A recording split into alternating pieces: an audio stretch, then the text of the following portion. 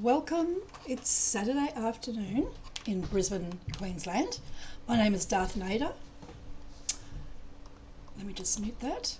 And it's 12:47 p.m, so it's just after lunch, or it's lunchtime for some. And I'm just jumping on because I've got a busy afternoon and I just needed to fill in some time and maybe talk to anybody that's out there. So, firstly, I was, it's a beautiful morning in Brisbane actually. We've had a few rainy days. Today is, I'm just going to move my mic a little bit closer. Beautiful, it's sunny, but it's very windy, which is probably not good for those that suffer from asthma or breathing difficulties, but it is sunny, so that's quite nice. Excuse me. So, the funny thing is that hey YMW, thank you for jumping on. I hope you're doing well.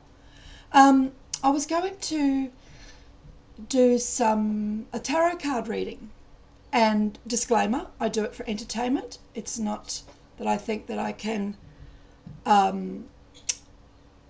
read anyone's future, so it's purely for entertainment, and that's the disclaimer. And I wanted to see camera angles and how I was going to do this because I'm a newbie to streaming and a newbie to webcams and stuff like that.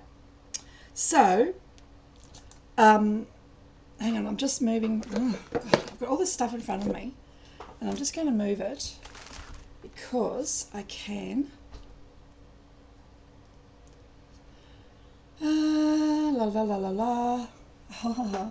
Sorry, always disorganized. But the funny thing is, I was doing a test, which I thought was going to be a test, and I did just a generic 3-card read, which is what I used to do a lot every day, just to get a feel for where I'm at and what my mind might be thinking, because I also sort of believe that it's me talking to me. So if I ever need that clarity, that's what I go for. So the cards I chose today, and I do have a few different decks, is The Wisdom of the Oracle by Colette Baron Reid. And can you see that? And the reason I love this deck is because they're not your traditional 52-card tarot. They are more a spiritually put together deck, and they are beautifully, oh God, of course I'd pick this one. I just randomly clicked and it's flamingo, and I love flamingos. That's in between worlds. So they're beautifully decorated, beautifully illustrated is the word I'm looking for. Can you see that? See that? Yeah, I'm not doing too bad, thanks YMW. Yes, not doing too bad. So anyway, I did this 3-card spread, and of course my mind needed to talk to me because I'm not very good at listening to myself, and the 3 cards I got were so relevant to the moment that I thought, okay, I can't ignore this. I have to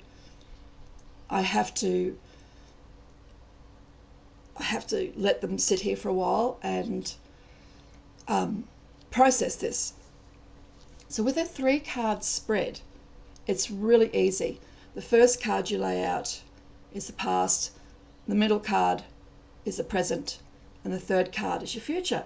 And you can you probably should be specific with a question while you're shuffling. Be very specific. But I was shuffling and I was just randomly thinking, but there is a big thing on my mind at the moment, and so it obviously played into this read. So the first card I got for my past, and it can be your immediate past, it can be a day ago, a month ago, whatever you feel, and it's very much a part of what you can read into it. I get that, but also what feels right. And I'm very big on my heart brain and my gut, which you can't see because it's right down there, but my gut brain We have three brains, so the one we think with, the one we feel with, and also our gut brain, which we also feel with. And that's why when people say, oh, my gut's telling me, my gut instinct's telling me not to do this, you should probably listen. So my past card is the Fates. Can you see? Oh, trying to so that you can see. Beautifully illustrated. Now the interesting thing with this card is I've had this card before with the same question, but it was in my future. So it's interesting now that I've randomly done a spread and it's come up as my past. So with the Fates, it's basically exactly that whatever's happened, because it's in my past, was fated and meant to be. And yes, that's true. I believe that everything happens for a reason, and including the people we meet, the jobs we have, just everything, even a random run into the street of a stranger, it's all predestined, meant to happen. So that card came up as my past, so that it's saying that yes, everything that's happened right up to this point had to happen the way it did. Whether I like that or not, that's for me to deal with. That's for me to digest and come to terms with. And I find that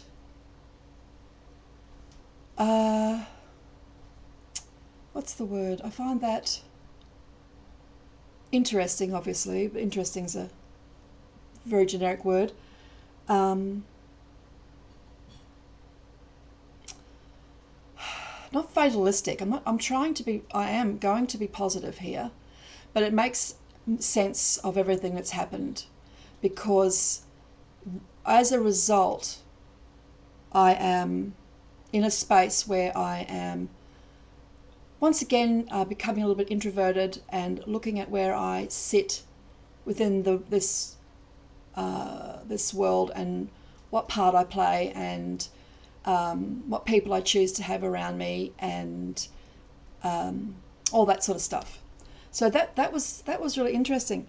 And then the middle card, which is my present, which is so relevant, so pertinent. I got the here and now card. Oh, I don't know how to focus. Oh boy, I need help. I don't know how to focus. It's a beautiful card. It's a young girl who has is sitting on an egg with a window. She has a flag. The beautiful things, and there's two signposts. One's the past and one's the future. And we're sitting right in the middle. And that's exactly where we are. This is, I get it as my present card, and it's actually about the present. And what this card is saying is that I need to take one day at a time, one step at a time, that I have to be in the moment. I have to stop crying about my past. I have to stop fretting about my future, and I have to be here and now. This is the only time we have, right here, right now. Oh, and of course, don't I tell everybody else that? Don't I tell everyone to stay in the moment, that the only moment is now? I'm time blind, for goodness sake. The only moment I even can feel is now. So it's funny how we can get so lost, or think we get lost, because maybe we're not lost. Maybe just because we don't like the way something's happening, maybe it's just the way it has to be. So that's a bit deep and meaningful, but I did study philosophy as well as everything else. I wear many hats, probably not very well, and I wear many ears. But yeah, so that has actually really made me feel a bit calmer and a bit more centered within myself. That, yep, stay in the moment. This is the only real time. The future hasn't happened. The past is gone. Past can't hurt me, and I just need to be here. The interesting thing is that my future card, and this is a card I have never had in a reading, so that's what actually stopped me. And I thought, okay, I really need to take note of what my mind is telling me here, because so far, wow, everything is so relevant. And I mean that with sincerity. I'm not reading what I want into it. I read the words in the book and it was like, yep, that's exactly what I have to do. I didn't sort of like read between the lines or embellish. Everything factual, straight to the line. Yep, that's what I needed to hear. So the interesting one I got for my future, which is really exciting, is milk and honey. Oh, can you see that? So it's a beautiful rainbow. We've got a bottle of milk, honey, which I love honey because I love bees. Hello. And the funny, and it's like it's a bowl. Well, it is a bowl. It's not like. There's an elephant in there with its trunk up. That's good luck too by anyone who's follows any of the Asian cultures with the elephants, like Ganesh. Elephant, the trunk up is good luck. So if you're ever buying elephants, always make sure the trunk is up. Anyway, I thought, oh, what does this mean? Oh my goodness. So I'm going to read it to you because I don't want to mislead or say the wrong words, and I've forgotten the word. Word drop again. So milk and honey. So the general, and this is the book that comes with the deck. The general meaning is, the essential meaning, as they say, is the taste of prosperity. Opportunities born of authenticity, nurturing abundance, trusting that your needs will be met. Now, this is an amazing card. Like I said, I have never had this card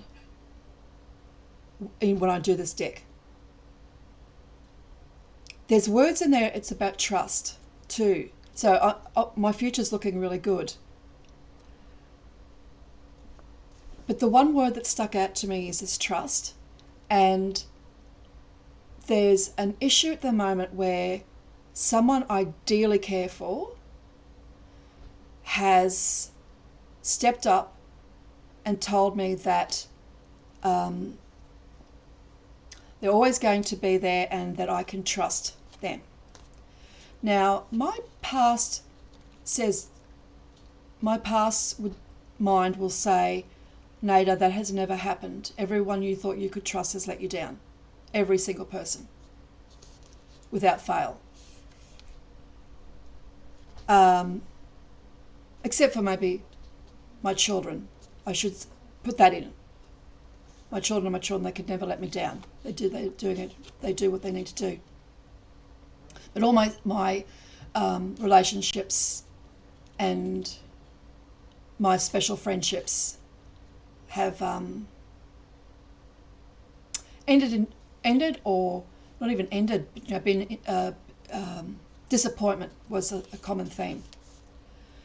So trusting, big issue for me, big issue. But I've been really getting into that feeling of, okay, make myself vulnerable, put myself out there, trust that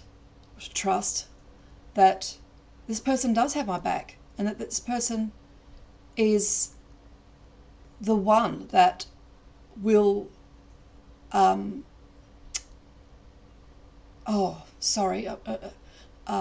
the same time, I do believe that we need to be responsible for ourselves. I get that. Yes, we are responsible for ourselves. But we don't need to continue to have built the Berlin Wall around ourselves because of the hurt. There's a time, even the Berlin Wall did come down. Those of us that are old enough to remember it being up, we never thought East and West would ever be able to meet. But they did.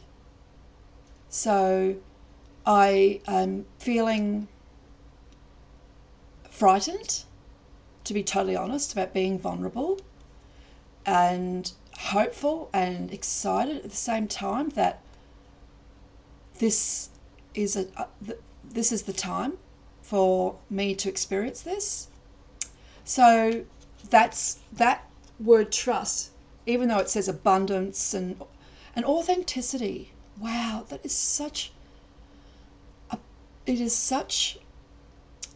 a beautiful word, and the feeling of authenticity to me is something I have always kept in my heart, to be authentic, to be true to myself in the moment. I do get caught up with the world as it is, and I have moments where I forget my authentic self. And she's in there. She doesn't go anywhere. I just turn my back and forget her. But being authentic, wow, that is such a powerful thing for us as humans to be able to do, because of the fear that we build up around ourselves, the fear, the anger, the pain, the bricks. Oh, and there goes my camera. God, stay still, camera. That's something that I just love, that word, and I'm feeling very at peace with that word. Okay, so this is reading further. That's the essential meaning. And the oracle's message is, you've entered a sweet time in your life, enjoying the land of milk and honey that everyone wants to experience. Wow. Can you really feel that? Wow. It's an interlude that feels more languid than ambitious. And see, I love that too, because I'm also entering a stage where I just want to go with the flow. I don't want to fight against the tide. I want to go with the river. I want to go with the flow of my life. I want to enjoy my life. I want to enjoy my new career path. Hopefully I'll get into this course. I had to apply again, which made me really nervous yesterday. I'm applying to do a course that will enable me to become a teacher's aide. Hello. Never been a teacher's aide, obviously, because I don't have the qualifications. But I've been a counsellor and a life coach and a trainer and all that. So I've got, that seems to be a common theme in my life, to assist people and to facilitate people in healing. But obviously, being a teacher's aide, that will be, I'm just going to facilitate learning. Woo. Anyway, so more languid than ambitious. When all your senses are awake to the unlimited possibilities in the universe. Oh, thank you. Wow. Oh, that's all I need. These times are precious and only come when you're in your authentic zone. Once again, that word authentic. Wearing the world as a loose garment. Isn't that a beautiful image? Beautiful image. Oh, wow. That's such a beautiful image. Not wanting, yet able to be nourished in ways both tangible and subtle. This is what I've wanted all my life. This is it, guys and gals. If there's any gals out there, I hope so. Isn't this what we all want? I'm speaking on behalf of all of us. Abundance is an energy that you are a living part of. All your needs are being met. You are given the gift of nourishment in every form. Oh, thank you, universe. What an amazing card, and what an interesting time. What an interesting time for me to get that card. So it's about trust. So everything that's happened up to now had to happen the way it did. I've met the people I'm meant to meet, and they've played their parts the way they're supposed to play them. Like I said, it doesn't mean that I'm overly joyous at what's happened. I'm not at all. And that's part of why I stream, is to talk to myself and understand myself better, so that I can help, or I can create the future that I want. And I do believe we are creators, and I do believe that everything's predestined, yet at the same time we've created it. So I'm a bit of a enigma, where I don't believe in time, and I believe that all time is happening at the same time. I think that time is not linear, but as humans we need linear time to know where we are at any point, if that makes sense. And I don't expect everyone to agree with me. That's fine. I'm not here to preach, and I'm not here to convert. Not at all. Anyway, there's a relationship message too, which I'd also like to forward to continue on with.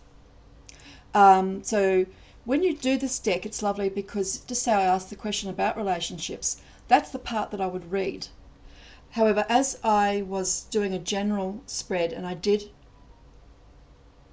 have a sort of a thing happening in my mind, I wanted to read the relationship message. It says sensuality, connection, and passionate romance between lovers.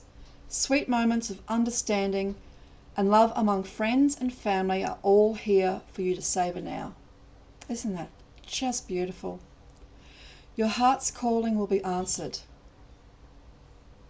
Let your thoughts and feelings be sweet with gratitude, and you will be nourished with the honey of abundance. Oh, wow. Can it get any more perfect? Is there anyone out there that can tell me, can it get any more perfect? I so needed to hear that. I think I said it before. Like I said, I'm time blind, I'm sorry. Or I said it yesterday. Once again, yesterday could have been right now. Feeling lost, turning my back on my authenticity, treating others the way I shouldn't, but unintentionally. I don't mean to do it. And this is the struggle I'm having: is why do I hurt the people I love? And this is a doozy, this one, because I've really fucked up. And I take full responsibility. And, I don't know who's watching, and I don't know. Oh, it doesn't matter anyway, I'm only talking to myself. I don't know what to do. I don't know how to proceed. I'm just going to trust the universe, and I'm going to trust that the person that I love very, very much is going to come to the understanding that I acknowledge his pain. And yes, this is not about me. This is about the person I hurt.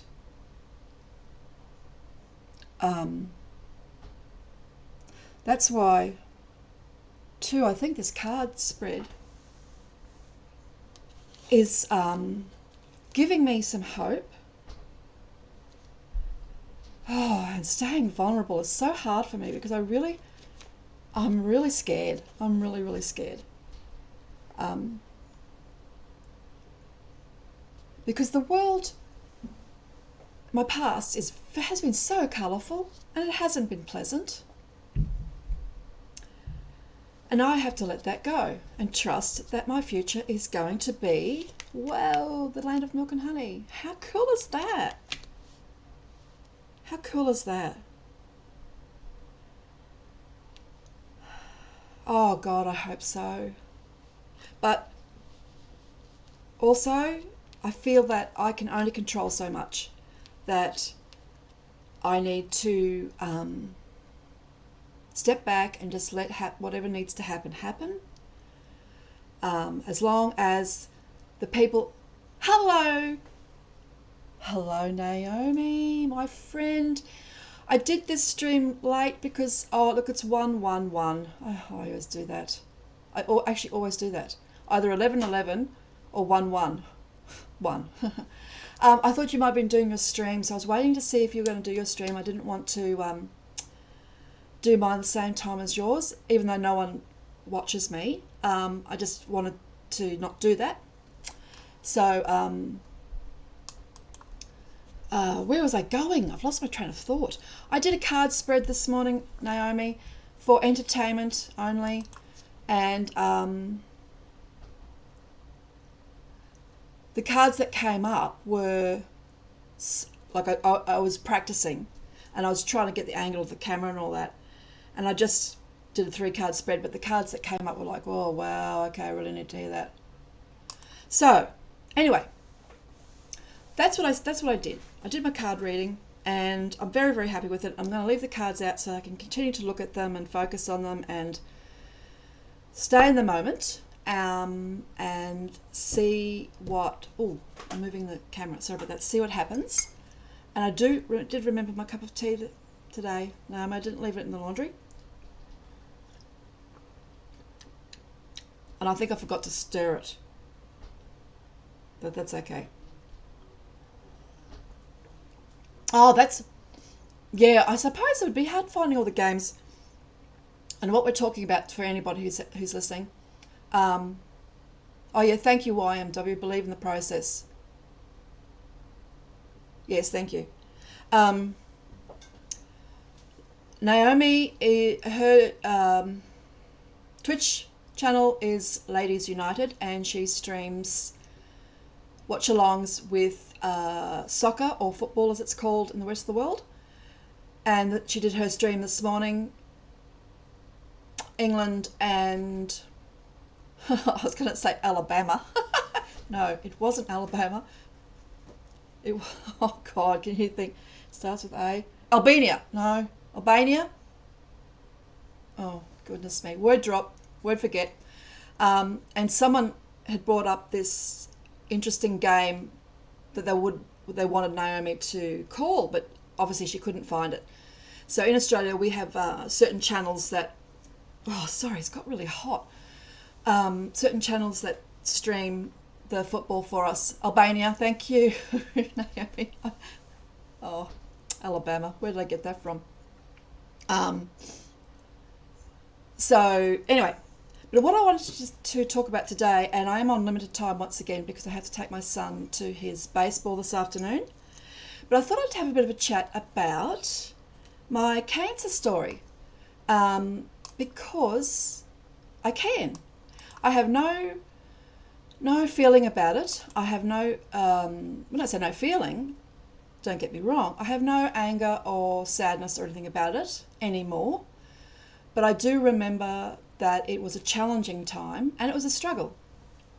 So, 2017, July the 7th, what a beautiful day. My daughter's wedding.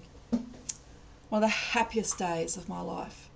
Her wedding was amazing. The love in the room. Everyone was happy. Everyone was in love. And I knew I had a lump in my left breast. And my intuition was saying, this is not good. But I was holding out until after the wedding. So anyway, went to the doctor, and I started talking to the doctor about everything and anything but the lump. And just as I was about to leave, I said, oh yeah, by the way, I've got this lump. So anyway, she, as they do, had a bit of a feel and said, you need to go, I'm sending you to an ultrasound and a mammogram. Well, okay, whatever. Had the mammogram first, and that was interesting because the lovely lady that did that came back in and said, I need to take some more photos. They didn't come out clearly. And I went, oh, okay. And it was I keep pulling this bloody cord. My first experience of a mammogram. And I'll tell you what, they're not pleasant. They're very painful. So anyway, did that. And then went back out into the waiting room, and then they called me in for the ultrasound. And lovely sonographer was doing my ultrasound, and it was going on for ages, and she was clicking these photos. And then she just said, oh, I'll be right back. Oh, okay. I'm sitting on lying on the table. Oh, and she comes in pushing a metal trolley with all these surgical instruments on it, and a man's following her. And I'm just looking, and he goes, oh, hello, I'm Dr. blah, blah, blah, and we need to do a biopsy. And I said, oh. And then the sonographer goes, oh, yes, and it's going to cost you $500, blah, blah, blah. And I said, oh, I don't have that money. I don't have that money. And the doctor said, that's okay, we're going to... He turned to her and said, we're going to bulk bill this. And I thought, oh my goodness, what's going on here? So anyway, I've had a biopsy before, believe it or not, on that same side. But at that time it turned out to be just, I was going to say necromancy. No, but it was a blood-filled, like a bruise. So anyway, that was good. Anyway, he's doing the ultrasound, and I remember looking over and I saw the image, and I said to him, oh, what did I say? It's not rounded borders. If it's a rounded borders, it's more likely to be a cyst or something, but this was all like star-shaped. And he said to me, no, I'm sorry. But I knew straight away. So anyway, needles, and I'm a needle phobic, big needle phobic. They did the biopsies, and by now I'm really wanting to cry. But as I've said in a previous stream, something that I don't know whether my mother or whoever, whatever, someone told me somewhere that you'd never cry in public, and so I've always tried to adhere to that, except at my mother's funeral. I cried big time then. Really, really wanted to cry. So anyway, I had to wait out in the waiting room to get the results, or get the whatever for me that I had to take to my doctor, knowing in my head this wasn't good. So anyway, I waited, and I was very brave, and I went home and I told my ex, and he didn't really react much. Yes, needles are gross. They're very gross, and I've had so many needles over my lifetime. You think I would not care. And I'm covered in tattoos, but like I tell everyone, tattooing is completely different from having a bloody sharp thing stuck into your arm, or stuck into your bottom, or stuck into your port, which is I'll get it to. Oh yes, Naomi. Oh good, it's round. That's a good sign. Good sign. Anyway, within a day, I got a phone call from my doctor's office saying you need to come in and please bring a support person with you. Hello. Huh. Says it all, doesn't it? So I took my ex. Of course you do. They're supposed to be the people that you can rely on. And she said, really sorry, but you do have breast cancer. And I went, oh, okay. And it was diagnosed as an invasive carcinoma with epicrine features, which is the star-like things, and apparently aggressive. Everything moved really quickly after that. Like, I was very lucky because I'm public. I went in, I got an appointment with an oncologist who spoke to me. No, I went to surgeon who explained to me that he was going to do a lumpectomy. Now, lumpectomy is when they only remove the tumour, so they don't do a full mastectomy. My husband, who had come with me, said, no, do a full mastectomy. And the surgeon said, no, we're not going to do that, because he didn't believe in taking healthy tissue.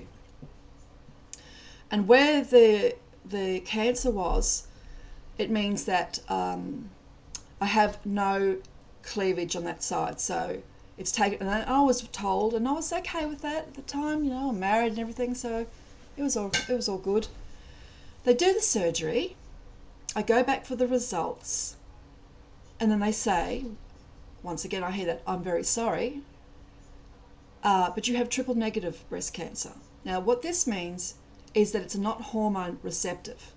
So the breast cancer that 98% of people get, because men get breast cancer as well, is a hormone receptive cancer, and it's still crap and it's still shitty, but it's a lot more treatable, and now the survival rate is up to 99%. Triple negative is not responsive to hormone therapy. The only way to eradicate it is through chemo, or you die, and you die very quickly. It's a very invasive cancer. So boom, big shock. And then the surgeon goes, and unfortunately we didn't get clear margins, so we have to operate again. Now, mind you, I do all this, I'm doing all this myself because everyone in my life is busy. So I go home and they've booked another appointment for surgery. And it's only day surgery, or when I say day surgery, I don't stay in overnight, but they put you to sleep. It's surgery. At this time, it really scarred me. As in, the first time, there was no stitches, marks. It was really well done. But this time, because I had to take more of the tissue away, it really like collapsed that side. I'm very self-conscious of it. And I think any female can understand that. And the funny thing is, if you don't have a mastectomy, they don't offer you reconstructive surgery. It just is, isn't it? So anyway, so I have that done. And then I meet with my oncologist who's going to discuss treatment. And the only treatment is chemo. It's the chemo and radiation. If you don't have chemo and radiation, you will die. This is exactly what I was told. The chemo regime is very brutal. You start off on what is called the Red Devil, and it's one of the most lethal chemos. You're in the chair all day. They have to, it has to be, not ingested, it has to be, I've lost the word, sorry guys. It has to go in very slowly. So it goes, you have a drip and you sit there all day, but they feed you, the cancer ward is so kind. They're so kind. And because I have a fear of needles, and especially veins, so blood tests, I opted to have a portacath put in. Now, portacath is a little disc that's inserted. You can't see my scar. It's inserted. You can see it there. So once again, surgery, and then a catheter comes up through your jugular and down into your heart. So I've also got a little mark somewhere here where they had to do it. It really, like that surgery, the recovery time was awful. It was actually really painful. Whether it's because, I don't know, but it hurt more than my actual breast surgery, which is, it was awful. And then a week later we started the chemo. So what they do when you've got a port is they have this like a spring-loaded cannula that they tell you to stick out your chest and hold your breath, and they flick it in and it goes straight into your port, which is tied to a UV line, and that's where your drugs go in. Well, it still bloody hurts, doesn't it? It's still got to go through your goddamn skin. So luckily they gave me local anaesthetic patches to put on before I had that done. You have the Red Devil every 3 weeks, and the reason you have it every 3 weeks is because it takes you 3 weeks to recover. It's a brutal chemo. And I had to continue working through all this. I had no choice because my husband at the time decided this was the best time to leave me. Ta-da! Of course. So I was lucky that I could catch what's called the Transit, the Flyer, which is a minibus that picks up cancer patients and takes you to hospital and brings you back home, because you can't drive after you're too sick. So I'd always have that day off work, and then because my chemos were always on a Thursday, and I'd go to work Friday, and then you'd hit and because the chemo kills everything, including your immune system, I had to inject myself with a needle, and it was an actual needle. I was expecting EpiPen, but it was an actual syringe, exactly 24 hours after chemo, to help boost my T cells. Well, I couldn't do it. The first time I got a friend who was a diabetic type 1. Little did I know that it was really, really hard for her. I didn't even think about that. She's used to injecting herself, but not injecting other people. In the end, I ended up having to do it myself, and I've never been so scared, and my hands have never shaked so much in my life. And you just put it into your stomach, but you have to do it. So I did have a few sick days. There were days where you lose your sense of taste. Everything tastes really bad. You're also on steroids. The steroids are to stop you throwing up. So believe it or not, you actually start putting on weight. So if you see someone who's suffering from cancer and having chemo and they're actually overweight, it's not because they're overeating, it's because of this drug they put you on to prevent you from being really sick. So I started putting on weight, and it's like, what the? And the nurses are going, no, it's a good thing, you need to put on weight. I'm saying, no, because I have to lose this weight eventually. Hello. So my hair fell out very quickly, and I lost all my hair. Now, what you're not prepared for is losing your eyebrows and your eyelashes, because that's what makes you look really alien. You can wear a wig, which I chose not to, because I run very hot. I'm a very hot person. So I used to wear a bandana to work, obviously. The minute I got home, I would take it off. But I very rarely never showed anyone my bald head, because I was very self-conscious of it. But yes, so when you finished your regime of the Red Devil, I started on Taxol. Now, Taxol was for 12 weeks, and it's once a week. And the downside of the Taxol, your body handles it better, but this is where you start, or could start, to develop neuropathy. Now, neuropathy is the damage of your nerve endings in your peripherals, so your fingers, your toes, and I actually even developed it in my mouth, or my lips, which apparently is very uncommon. Of course it is. I started feeling the neuropathy. Oh, my legs. God, the pain in my legs. I'd go to bed or lie down. Oh, you just would want to scream, the pains in your legs. And I started to lose sensation in my hands. I noticed I started to drop things. And I was covering this up at work. Oh, I'm just clumsy. And you see your oncologist before every chemo, because you also have to have a blood test before every chemo, and they're checking to see if your neutrophils are high, because if anything's wrong, they won't give you the chemo. That's how serious this stuff is. So anyway, I said to her, I think it was my 10th, I was going to have my 10th Taxol, and I said to her, I'm starting to worry. My feet are numb, and my hands are numb and hurting and tingling. And she went, wow. And I had been talking about it, because she said to me, it was up to me to let her know when to stop. And then she tells me, okay, we're going to stop. And then I sort of went into fear, like, oh, but maybe I haven't had enough chemo. She said, what you're describing to me now, if we don't stop now, you're going to end up in a wheelchair. Oh, God, why did I tell you this stuff earlier? I went, oh, okay. So I left without having the last 3 Taxols. And in the back of my mind, it was like, yes, I've done the right thing, and I hope it's... Because she was adamant, I've had enough to kill off all the chemo.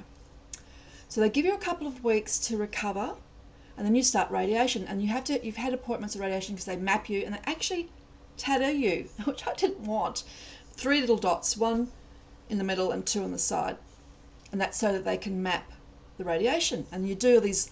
You have to hold your breath for like 20 seconds, because what you're doing when you hold your breath is your heart falls back, because with the radiation, when you're having it for breast cancer, it can damage your heart. So there's all these things that are going on. So that was for 5 weeks, every day except the weekend. So I'd go to work, and I was a manager, and I started very early so that I would finish by 2 o'clock, and I had booked all my radiation for after 2.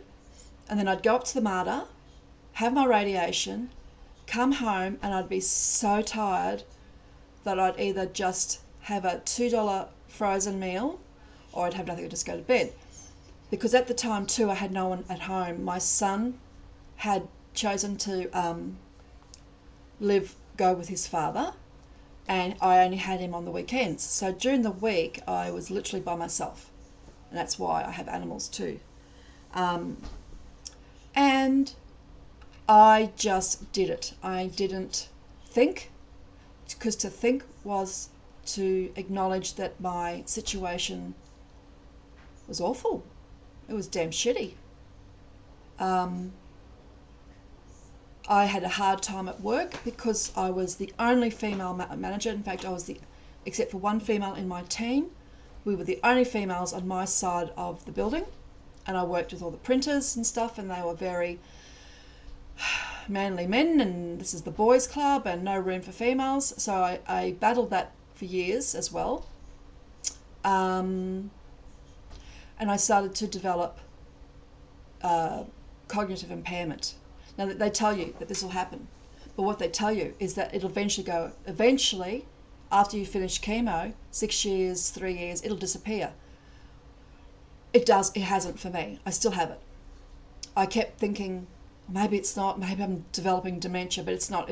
I've been diagnosed, it's cognitive impairment caused through chemo. And what that means is my short-term memory plays tricks on me, and sometimes I just don't remember. And one thing you'll notice too with my streams is I may stop talking because I have literally forgotten in that instant what I was talking about. Also, there's this thing called word drop, where I'm talking but I can't remember the word. And sometimes, and I did it at work, and sometimes I do it with my friends or my loved ones, is that I'll fill in with a different word which could be totally inappropriate to make up for the fact that I can't remember the word. And I think people too, from my dementia studies, do that as well. And sometimes we sound really stupid because, well, that's not the right word, but we're trying to not make it obvious that we have forgotten that word. So anyway, I did my radiation, and I was quite lucky. Radiation burns are very horrific. They're like second-degree burns. You blister. I only got a small blistering. I was very lucky. I have seen some poor women.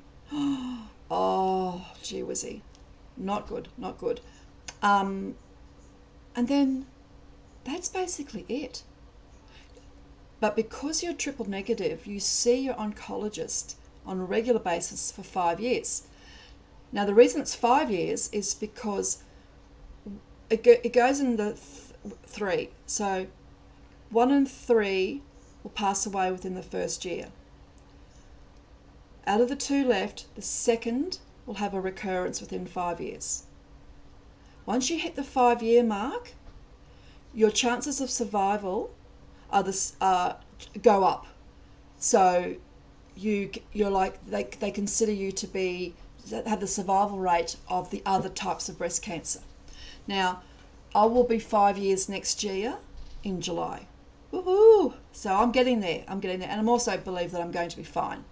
I didn't check. The funny thing is, with my experiences, I didn't check side effects. I didn't think I was going to have side effects. I didn't think I was even going to get sick. I just thought, I'm going to do this and I'm going to power through. And I did power through. And then I would get a side effect like,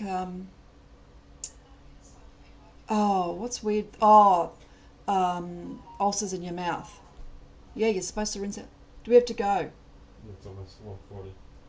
Oh, okay. My son just told me that we're getting ready for baseball. And I've got to drive up to Redcliffe. Okay. So anyway, to end this, side effects. Lasting side effects, which they also don't tell you about. I had to have a bone scan done last year because I was still having all this incredible pain. And my oncologist goes, oh, that can't be caused from the chemo. Of course not. I've had several tests. So I have, apparently I am absolutely riddled with arthritis. I have arthritis in every single bone in my body. And I'm feeling it in my neck and my spine. I try not to downplay that. And also, the weird thing is this bone here. Oh, God. And I'm left-handed. This bone here, sometimes I can't even physically touch it, the pain. It triggers a lot of headaches, but I'm going to live with that. I have a damaged esophagus, so sometimes I don't swallow properly, which can cause me to choke. So I have esophagitis. I also have excessive dynamic airway closure because I had to have a brachiotomy. So I had an endoscopy which diagnosed esophagitis, and then I had a brachiotomy which diagnosed what was going on in my lungs and my trachea. My trachea almost completely closes every time I breathe. That's why I'm short on breath. That's why I can't bushwalk or walk vigorously or do any exercise anymore. Not because I'm lazy, not because I don't want to, but because I get very short on breath, my heart starts to race, and I don't feel well. Luckily, no damage to my heart. Woohoo! I have enlarged bronchial trees in my lungs, but they're not quite sure why. The excessive dynamic airway closure is something I will now live with the rest of my life, but it's not life-threatening, and my respiratory specialist said there is surgery, but he says surgery, you do not want it. It is the last resort and you'll have lifelong complications. The upside is that, oh, I hope he wins too. Thanks, Naomi. I'll let him know. That is, I'm alive. I still have a life. So yes, I have these side effects, and yes, they affect me. But I can still see, I can still hear, I can still talk, I can still love life, and I am so grateful for that. I can still love and love people, and hopefully be loved by other people. And